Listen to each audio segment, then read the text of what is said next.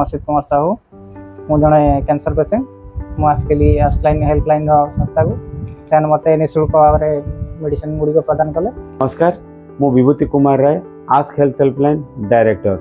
एक जरूरी वार्ता आमर थिला जे कैंसर भली जरूरी दामी औषध फोपाड़तु नहीं कहीं से औषध का कार्य आसो। तेबे आमे निकटरे गोटे झील तार बाप को हरई अवस्था गुप्त ना तांकर आमे गुप्तरे रखीचु। से गोटे जरूरी मेडिसिन जार दामी औषध देते आमे ताको कार्य परिणत करूँ।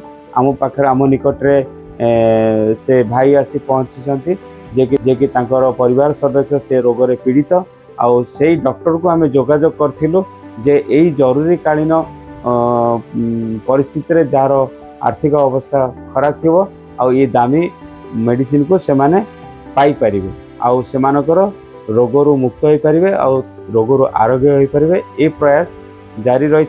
आज छोट प्रयास रे ए प्रयासटा सक्सेस होइछि।